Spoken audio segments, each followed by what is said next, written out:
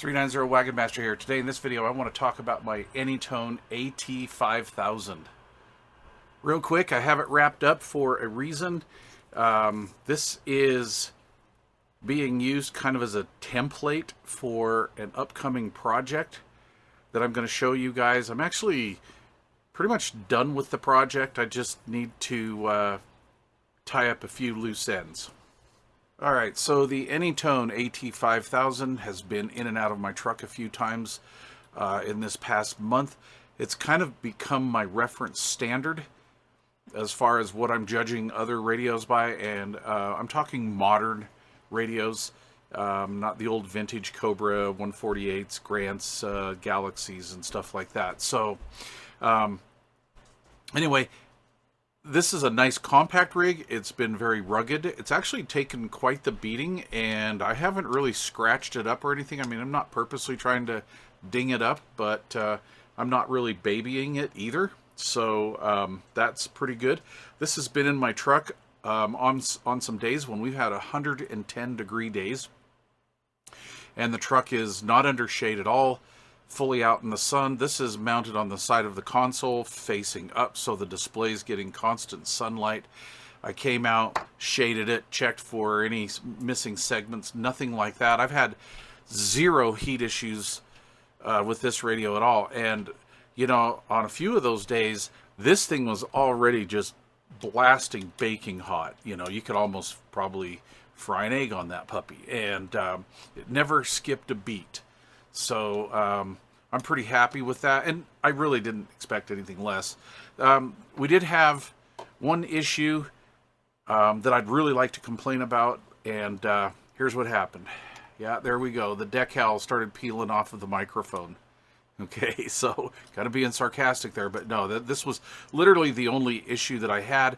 I stretched this mic cord out quite a bit and hung it from my rear view mirror, and didn't have any issues. The RJ45 is holding up really well. As you guys know, I'm not really a fan of these. However, I'm starting to convert.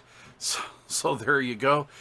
Now, I've programmed this with the available software. Just go to AnyTone's website and you can get the programming software for this and the programming cable, which we'll plug in here. And you can interface this with your computer. You can change certain parameters, how it acts, what its defaults are, and things like that. You can't vary the RF power or anything like that. Not that I've found, and I don't know the test mode for this. From what I understand, you don't mess around with the test mode portion of this radio because you can do some damage. Quite frankly, I don't think it's necessary. I get just tons of compliments on the audio on this radio, and I run it at 4K wide, so it has a very open, wide, dynamic sound. Has that Yaesu Icom Kenwood type sound. Basic user features are right here. You know, this radio, you don't really have to diddle with it. I mean, I don't anyway when I'm driving. You've just got your basic features. You know, I always make sure I have my noise blanker on sideband, my noise blanker A&L on AM. It's just what I do. And I set that up actually with my personal function or personal feature button. I'm not really sure what that stands for. The PF button in the middle. And basically I have that so every time I push my that button that I can toggle my noise blanker on and off. Now, I've had this on a few camping missions with me up at the lake, and yeah, when we're out in the middle of nowhere, noise blanker off, no problem.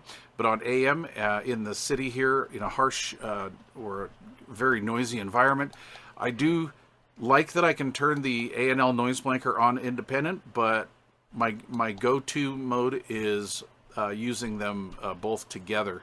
And then on single sideband, you only get the noise blanker. You don't get the noise blanker A&L, which is pretty common in most modern radios. Now, I was talking about some of the settings that you can manipulate with this with your computer, and I just want to show you. This is one that I do on these radios when I basically first get them.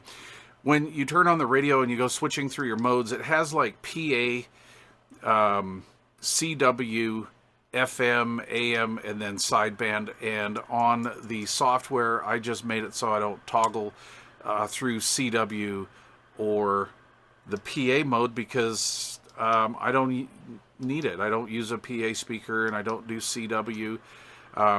Another reason why it's kind of nice to have this J45, we have the availability to hook up a key to that and just run a dedicated plug on there. So maybe someday, but not right now. But anyway, so I have it set up so I can just toggle through these much easier. I have a preset Roger beep. I reprogrammed or reconfigured a Roger beep to sound like an old Superstar Roger beep.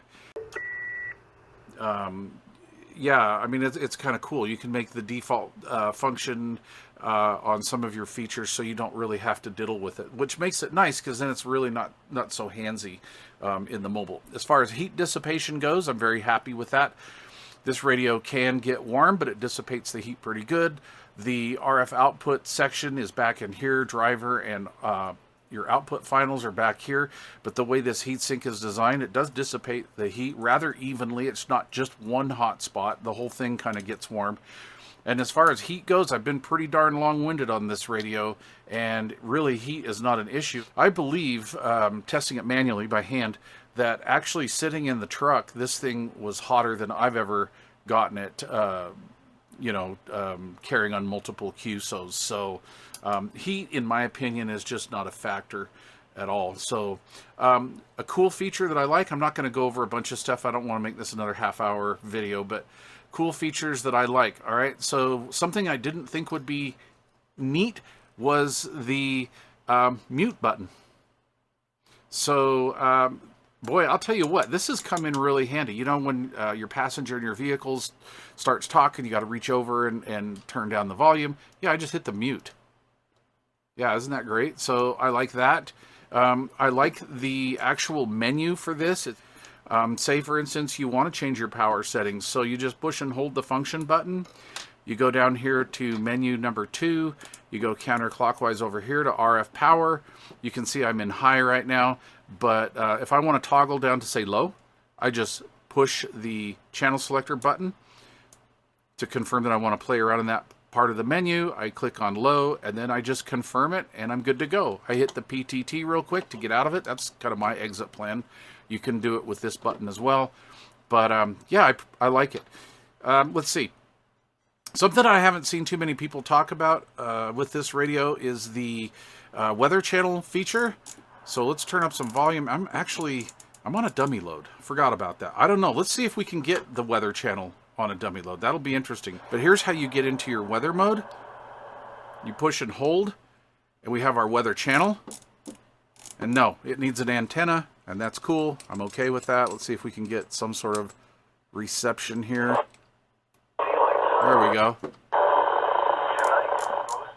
Now, on an antenna, I actually get a very, very, very clean signal.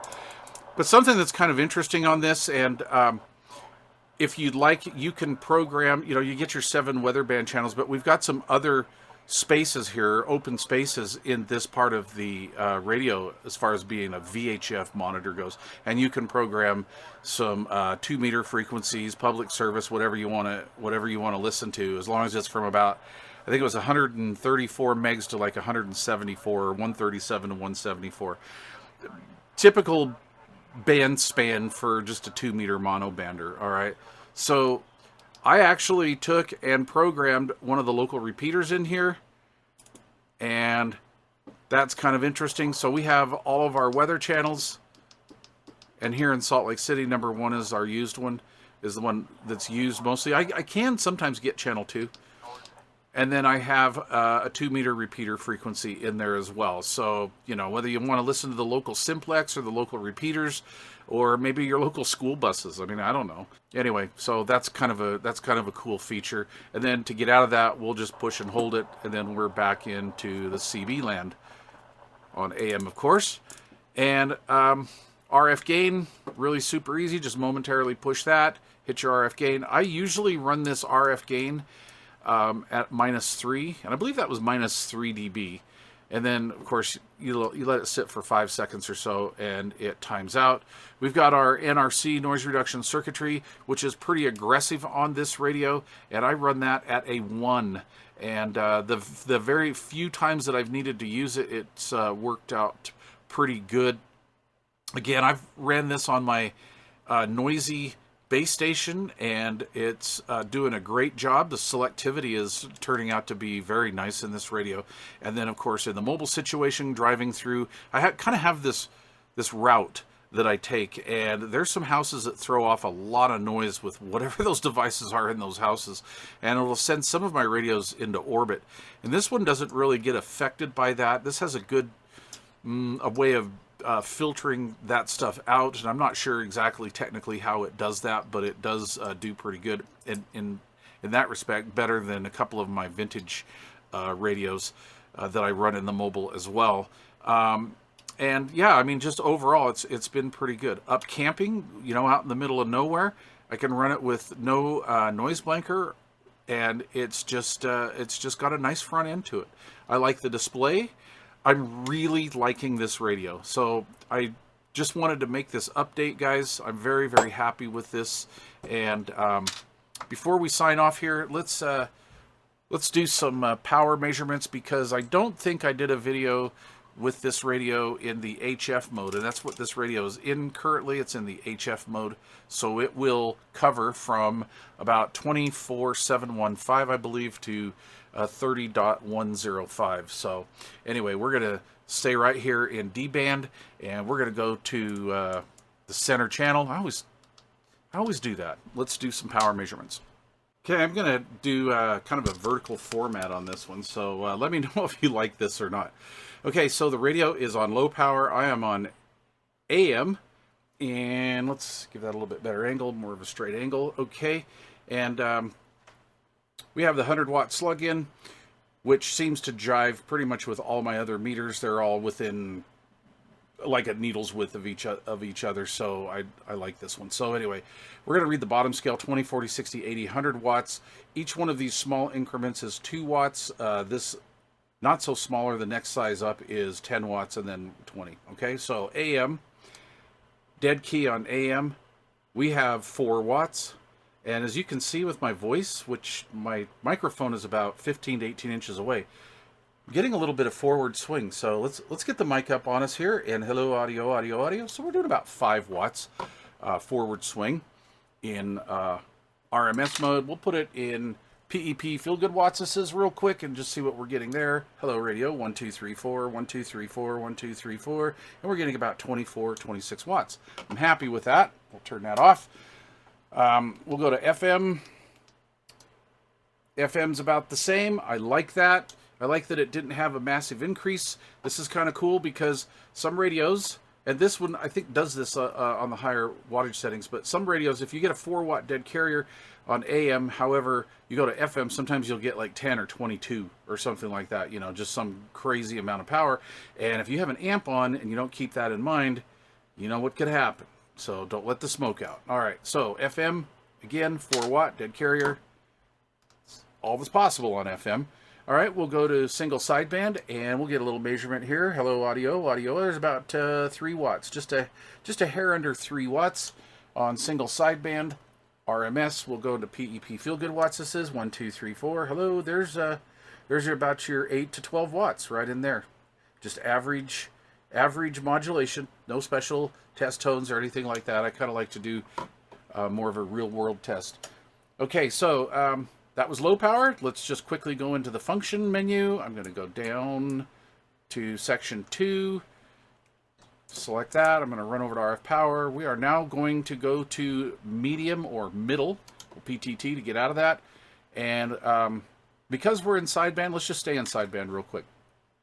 All right, 1 2 3 4. Hello radio, 1 2 3 4. This is the middle setting, and as you can see, I'm averaging about 6 watts, 6 7 watts average talk power. Okay, we'll go into PEP feel good watts, and hello radio, 1 2 3, and we're doing a consistent 16 to 18 watts. Hello audio, radio, and it could hit 20 PEP, I guess, if you whistled into it or whatever. We don't need to do that.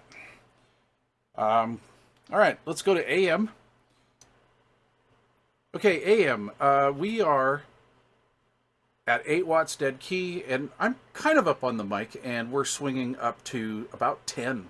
So we're getting 2 watts RMS forward swing. All right, so what that in my opinion, that's because this is a very efficient radio.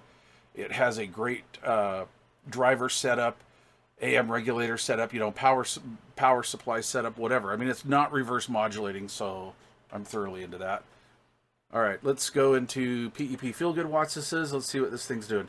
So it's just about 26 to LO audio, you know, 30, 32 watts. PEP, and of course, FM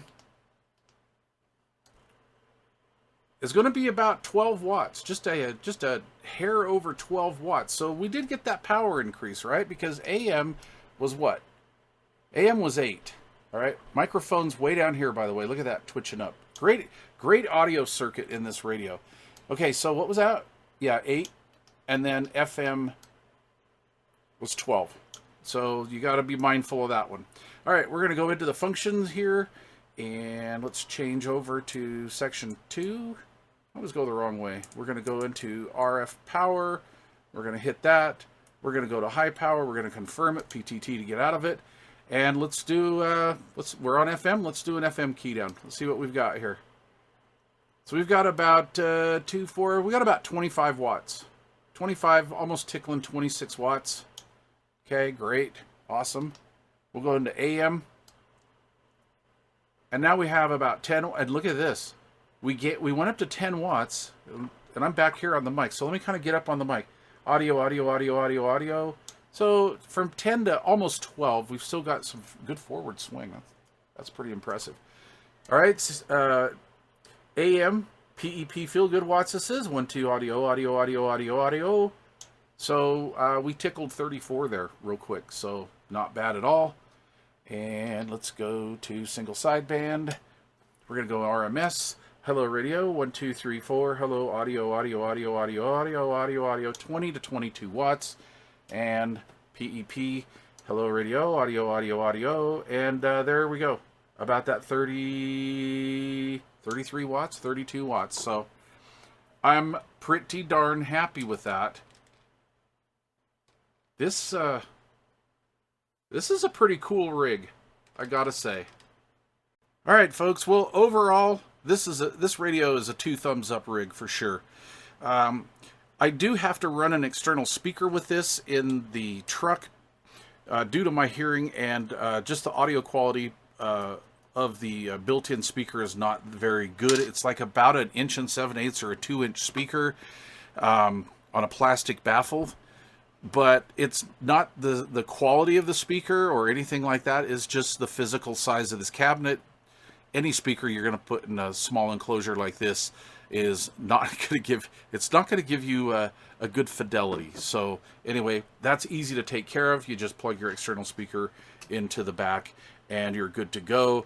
What else don't I like about that? Did I talk about the mute? Oh, I love that. All right, the volume control is slow to go. All right, I'm on a dummy load, but see how many revolutions or how I got to keep cranking that. That's why this comes in handy, right? So you don't have to diddle with this if the phone rings or the better half is minding you of the cyclist or something. So anyway, but yeah, I mean, I really don't have much to pick on this radio at all. There's really not much to pick over. In my opinion, one of the best radios I've come across in quite a while. Thanks for watching, and please leave questions or comments down below. You're going to be seeing more of this. This radio is going to a dedicated project that you will be seeing very, very shortly. All right, thanks for watching.